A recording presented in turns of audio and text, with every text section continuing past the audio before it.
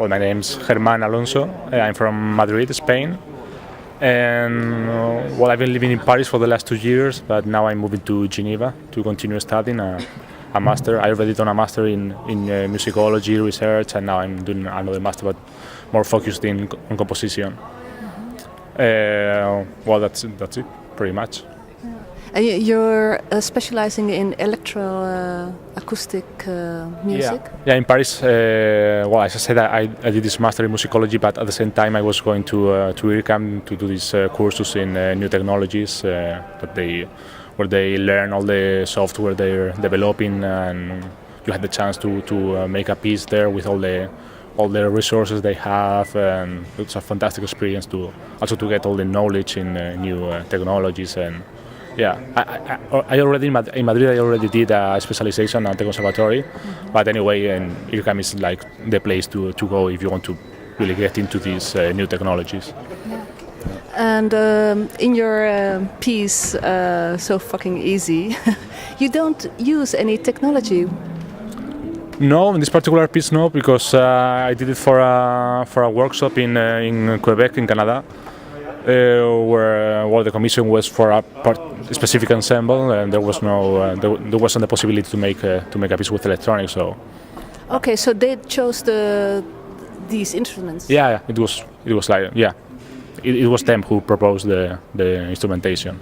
Yeah, how was it like for you to compose for these ensemble? Well, I think it's a little weird as a formation, instrumentation, but well, this kind of non-standard ensembles, I found it a challenge to do something a little bit extraordinary, something that it's not the usual kind of mixed ensemble you can find, or I think it's some kind of challenge, and I think it worked for the kind of music I do.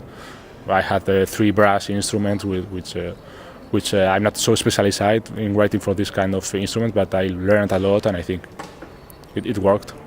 And how did you learn to write for these brass instruments? Well, there's a lot of books that you can read about extended techniques, and but I think the answer is always in the music literature, in analyzing pieces and seeing what other people has done before you. So this is the idea, to know what other people has done, and to give your own way of making things. And what about the title? The title is a reference to the song of Guns N' Roses. Tell me more about it. Well, in the piece there's a couple of quotations from different fragments or different musical ideas from the piece. So that's why.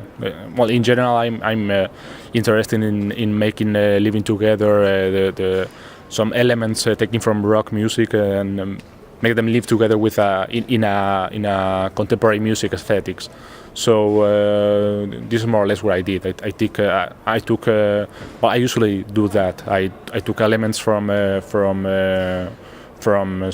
rock songs that I like, something that I find interesting, and I work on that, and be it as a quotation or be it as a paraphrase or something like that. Yeah. So what kind of elements?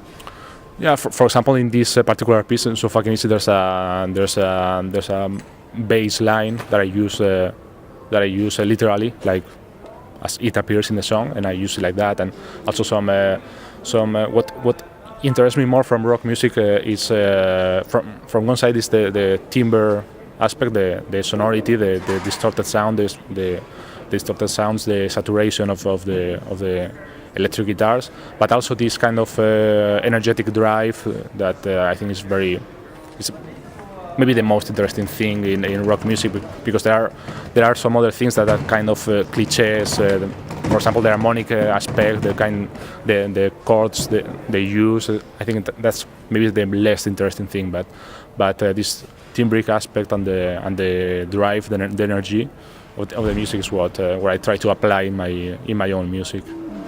Yeah, about this saturation, you studied about that, and how did you apply this to for example, the brass bands and the bass?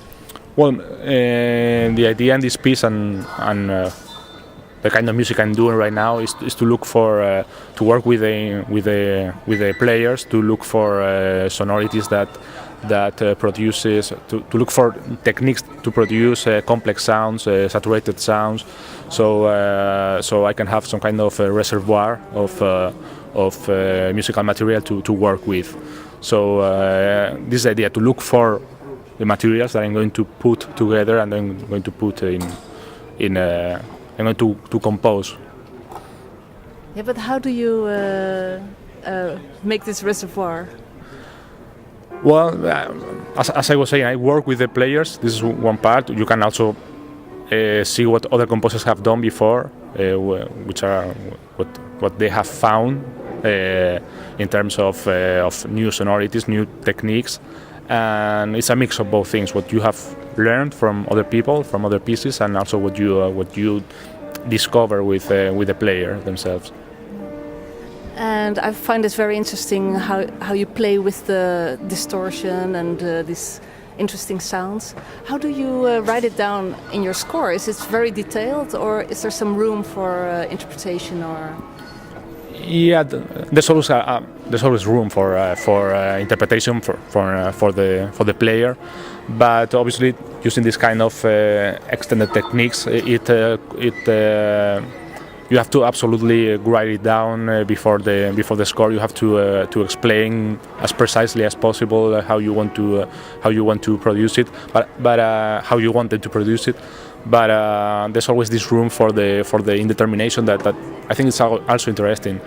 But anyway, it's very important to, if possible, it's important to attend the rehearsals and work with the players to explain them exactly what you want, because very often they don't even read all the explanations you write. I for this piece there's like 10 pages of explanations of each particular notation, way of notate a particular technique, and sometimes they don't even read it, or they took for granted that something means what they think, but it's not exactly what you have in mind. So it's really difficult. So it's interesting, this part of this portion of indetermination, but only until a certain extent. So, and were you satisfied with the concert yesterday? Yeah, I think Asco Chamber is a fantastic ensemble, and the conductor Clark Randall did a fantastic job. And there were only a few details that I couldn't adjust because I arrived yesterday. I could only attend the dress rehearsal. So the idea of the piece, the general idea, is very well understood. So I'm pretty happy with that. There's only little details. There's always little details, even if you can go to the rehearsals. But in this case, I couldn't be there as much as I would have. And I find it also interesting. I read about that you are trying to avoid linear progression. Yeah. How do you do that? Because time is progressing and music in time. Yeah, this morning we were discussing about that with the other colleagues and the jury. Well, narrativity is one of the main topics in nowadays composition. So yeah, I've been always interested in music that is based in some kind of suspended time, in this idea of a musical discourse that is not going to a specific point, to a climatic point or something like that, but in a music, I'm more interested in music that is like flat in terms of directionality. It's not. My idea is not to reach a particular point using by means of accumulation or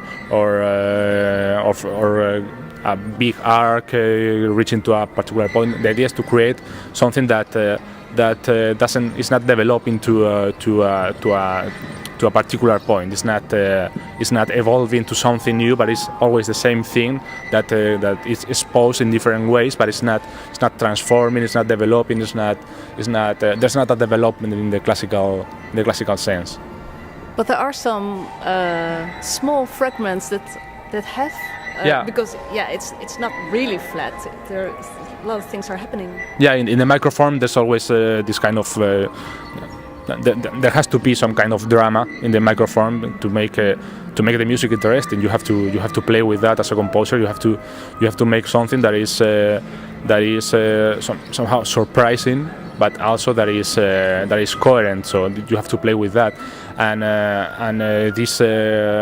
there's always in the microphone there's always this kind of little directionality in the instrumental gesture, but in the overall form, the macroform, sorry, is there is no directionality. Yeah.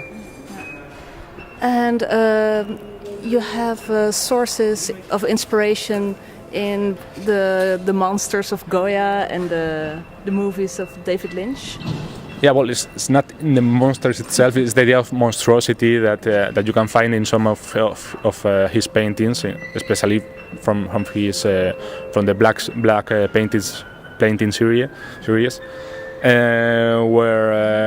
Where you can see this idea of monstrosity and deformation in the way he represents the human bodies, and there's some kind of hybridization. You cannot really tell if he's representing a female or a male body, and this kind of indetermination once again is what I wanted to apply in the music with this idea of saturated sounds and complex sounds, which somehow relate to this idea of deformation of material that you can find in Goya. Yeah. But these monstrous ideas represent like doubts and hesitations, doubts. But this has nothing to do with your. No, I was more interested in the technical aspect, in the aspect of how he deals with material, with the pictoric material, in his paintings. So it's more like a technical question than the meaning of the paintings. And what about David Lynch? Which stories you? Well, once again, it's the idea of monstrosity, of even the idea of grotesque, how he deals with that, but also with the temporal aspect, because very often he uses this idea of circular time that, maybe we can even define his treatment of time as some kind of Moebius band, where the plot suddenly takes a break, an unexpected break, and changes like the direction of the plot of the argument. So it's this idea of time that is not linear. It's not once again. It's a matter of directionality or not. Okay. Thank you very much. No, thank you.